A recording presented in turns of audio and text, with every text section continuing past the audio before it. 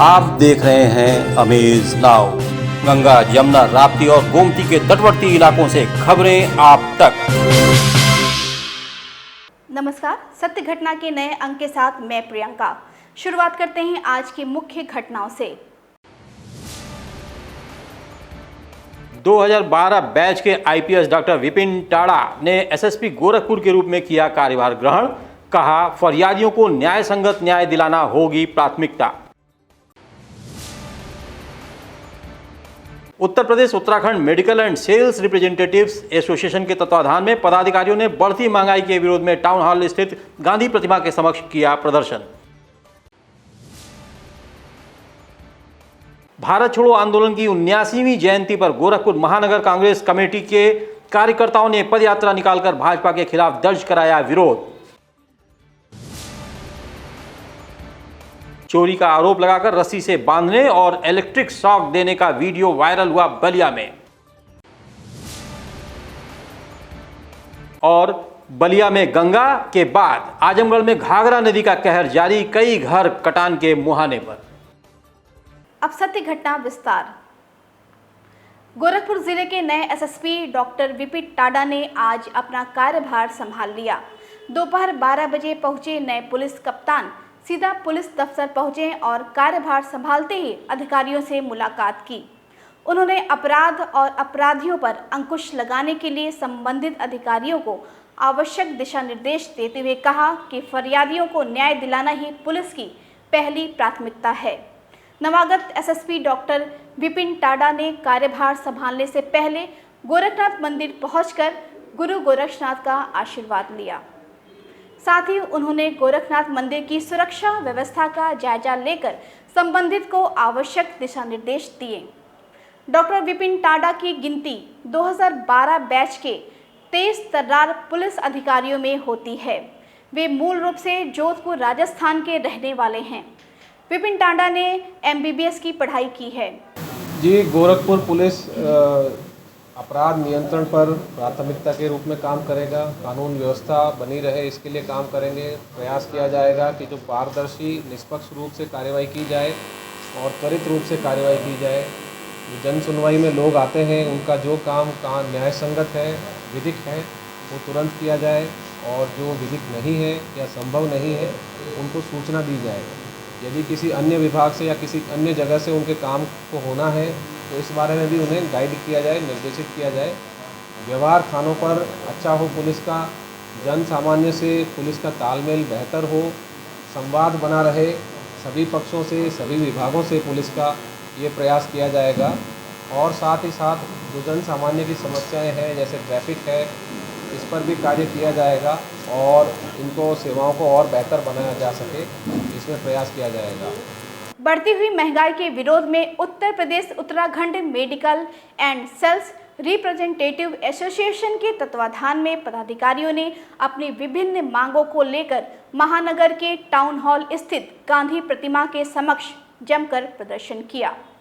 प्रदर्शन कर रहे पदाधिकारियों की मांग है कि सरकार मजदूर विरोधी लेबर कोड को वापस लेने के साथ साथ किसान कानून वर्ष 2020 के बिजली को माफ करे और हर नागरिक को 7,000 रुपये देने के साथ ही प्रति माह 10 किलो अनाज भी दे ताकि वह अपना जीवन आसानी से वितरित कर सके।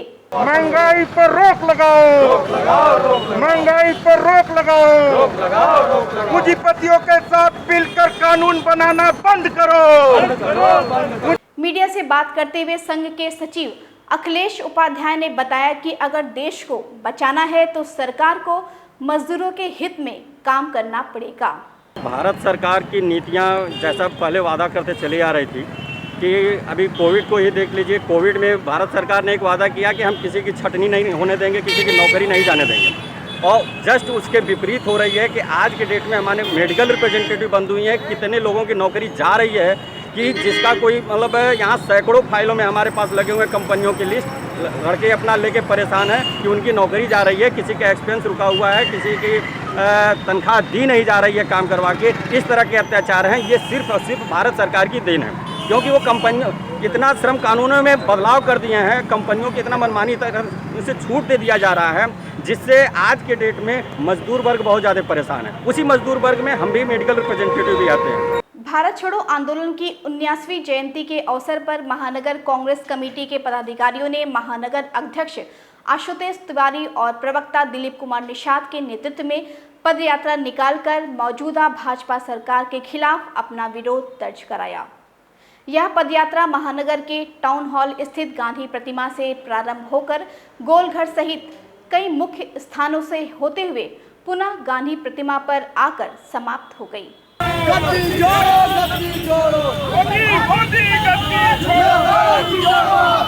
इस दौरान महानगर कांग्रेस कमेटी के अध्यक्ष आशुतोष तिवारी ने कहा कि अगस्त माह क्रांतिकारियों का महीना होता है। कांग्रेस ने इसी अगस्त माह में अंग्रेजों भारत छोड़ो का नारा दिया था।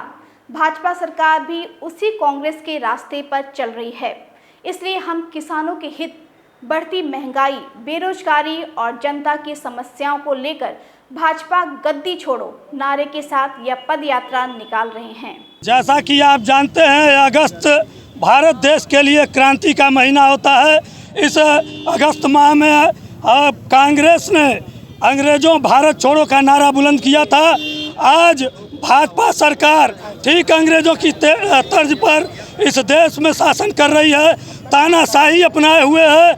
ऐसे में जनता के हित के लिए, बेरोजगारी के खिलाफ, महंगाई के खिलाफ कांग्रेस पार्टी ने निर्णय लिया है। आज हम लोग भाजपा गद्दी छोड़ो का नारा बुलंद करते हुए आज महात्मा गांधी के मूर्ति से पदयात्रा निकाल रहे हैं और जनता के हित में संघर्ष का आगाज कर रहे हैं। उत्तर प्रदेश के बलिया में चोरी के आरोप में एक युवक को रस्सी से बांधकर पीटने और इलेक्ट्रिक शॉर्ट से टॉर्चर करने का वीडियो इस समय सोशल मीडिया पर वायरल हो रहा है। यह वायरल वीडियो जनपद के सतहवार थाना क्षेत्र के सुरहिया गांव का बताया जा रहा है। वहीं युवक की गंभीर हालत को देखते हुए जिला अस्पताल में भर्ती कराया गया। परिजनों का आरोप है कि उनके बेटे को गांव के ही एक परिवार के लोगों ने चोरी का झूठा आरोप लगाकर पीटा और इलेक्ट्रिक शॉक देकर टॉर्चर किया। का भई रहे रुआ लड़का संगे लड़का संगे कुछ ना, इस साल के बाद से झगड़ा खिसकावा वाला हमर लड़का के ले जाके धिरौलर ललो आ ले जाके टांग के आ बांध के आ करंट छुअल वाला मरले वाला के 4 जना बाले। अच्छा, काहे के का कहत हम लोग, काहे के पता हम हम पर जे काहे मरल आता आई झूठ तो लगानी लगावता कौन चीज के चोरी के आ ये थी ना आई कहता इसकी हमर साया करता रहा। वहीं पुलिस ने वायरल वीडियो और परिजनों के तहरीर पर 4 लोगों के खिलाफ मामला दर्ज कर आरोपियों के गिरफ्तारी के लिए दबिश दे रही है। सतहवार थाना अंतर्गत एक सुरहिया गांव है, जहां पर एक व्यक्ति के साथ मारपीट का एक वीडियो वायरल हुआ है। इस संबंध में जानकारी करने पर यह ज्ञात हुआ कि घटना दिनांक 7 अगस्त 2021 की रात समय 3 बजे की है, जिसमें एक पिंटू राजभर नाम के व्यक्ति के साथ कुछ व्यक्तियों के द्वारा मारपीट की गई है। इस संबंध में पिंटू राजभर के भाई धीरज राजभर की तहरीर के आधार पर 307 और 342 IPC में अभियोग पंजीकृत किया गया है। कुल 4 अभियुक्तगणों के विरुद्ध अभियोग पंजीकृत किया गया है और इस संबंध में जो अभियुक्तगण हैं उनकी गिरफ्तारी है तो दबिश दी जा रही है। आजमगढ़ जनपद के सगड़ी तहसील स्थित देवरांचल से होकर गुजरने वाली घाघरा नदी के जलस्तर में बढ़ोतरी का क्रम निरंतर जारी है। जलस्तर बढ़ने के साथ ही नदी में कटान और तेज हो गई है, जिसके कारण कई घर घाघरा में विलीन होने के कगार पर पहुंच गए हैं। आपको बता दें कि जनपद के डिघिया नाले पर बीते रविवार को नदी का जलस्तर 70.50 मीटर दर्ज किया गया था, जो सोमवार को 15 सेंटीमीटर बढ़कर 70.65 मीटर हो गया। यहाँ पर नदी का खतरा बिंदु 70.40 मीटर है।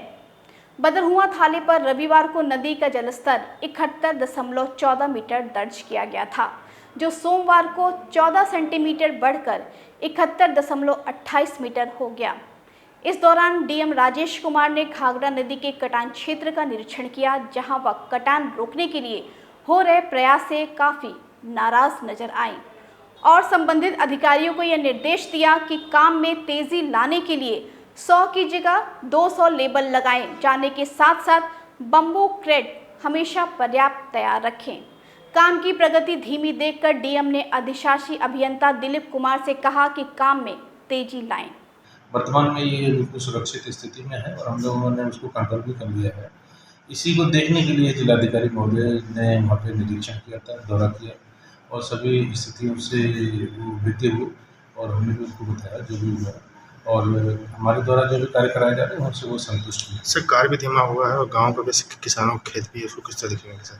नहीं, कार्य धीमा नहीं हुआ है। कार्य तो बल्कि बहुत युद्ध स्तर पर किया गया, बहुत तेज़ी से किया गया, लेकिन जो गांव वाले हैं और जो अन्य लोग हैं या अन्य जनप्रतिनिधि लोग हैं उनका ये कहना है कि आप धारा में, घाघरा नदी की धारा में बोल्डर डालें और उस बोल्डर डालने से धारा को परिवर्तित किया जाए, जबकि ये तकनीकी रूप से सही नहीं है।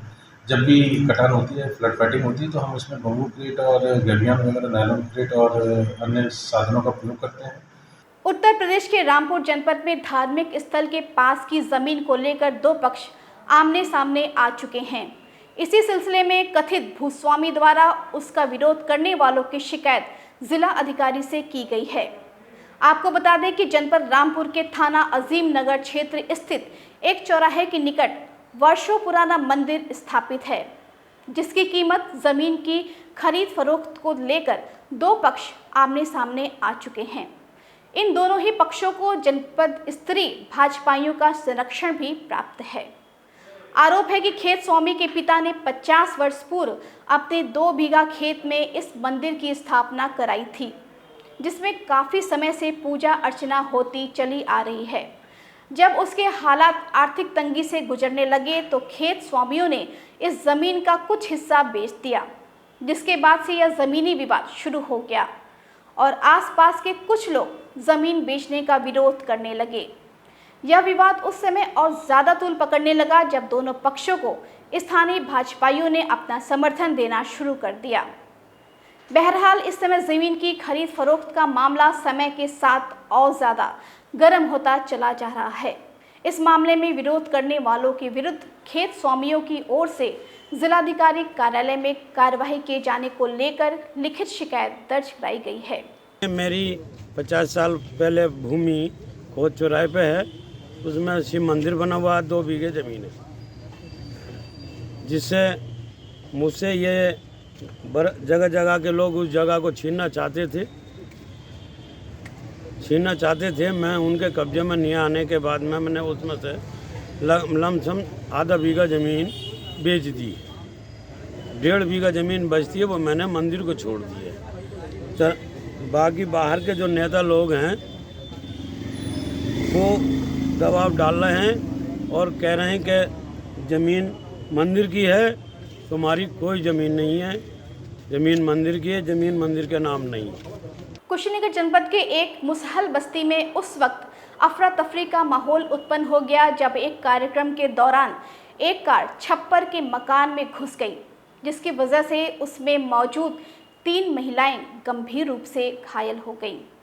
पूरा मामला कुशीनगर जनपद के कुबेरस्थान थाना क्षेत्र स्थित सखवनिया के मुसहल बस्ती का है, जहां आयोजित चौपाल कार्यक्रम में शिरकत करने जा रहे एपीओ अरविंद कुशवाहा की कार गांव के ही एक छप्पर के मकान में जा घुसी, जिसकी वजह से 3 महिलाएं गंभीर रूप से घायल हो गईं।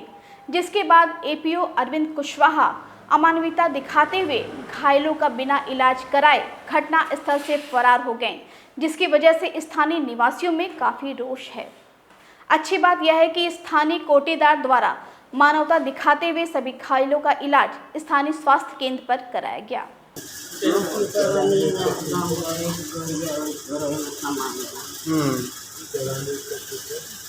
का भइलो घाव लागे दो के लागल बा तोरे भर के लाल बा गौरी के लाल बा 3 आदमी के दुगो हो रे बाड़ी। गोरखपुर जनपद के बांसगांव थाना क्षेत्र स्थित कुटैचा गांव में एक हैरान कर देने वाला मामला सामने आया है। यहां 3 महीने पहले शादी के बंधन में बंधे पति ने बीते सोमवार की रात अपनी ही पत्नी की गला दबा दिया, जिसे गंभीर हालत में अस्पताल में भर्ती कराया गया, जहां देर रात इलाज के दौरान उसकी मौत हो गई। सुबह घटना की जानकारी होते ही लड़की के भाई की तहरीर पर पुलिस दहेज हत्या का केस दर्ज कर आरोपी पति, ससुर और जेठ को हिरासत में ले लिया है।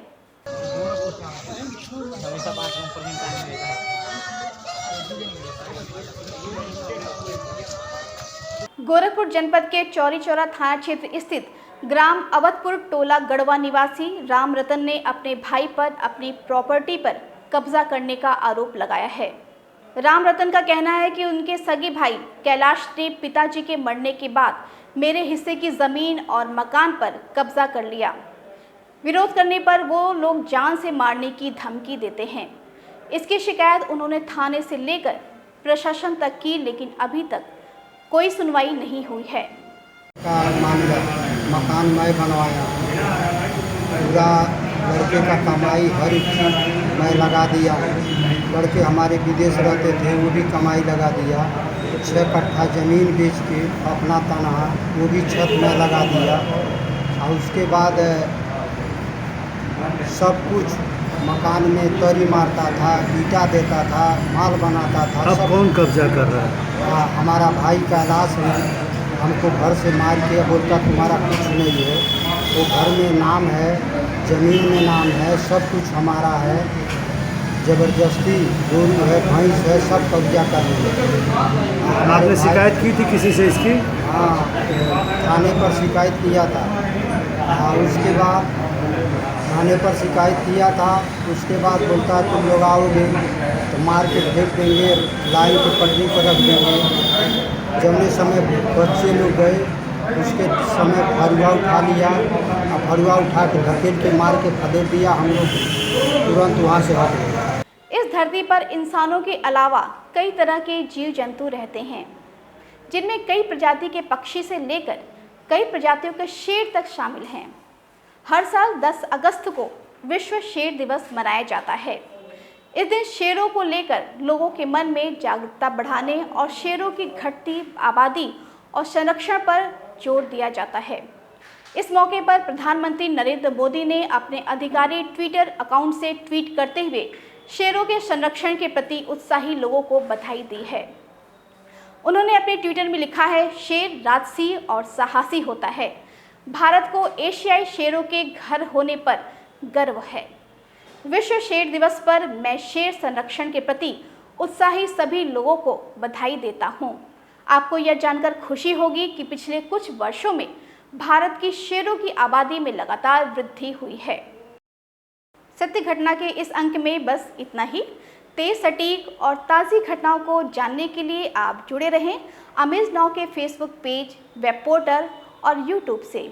इसी के साथ हमें अनुमति दीजिए। नमस्कार।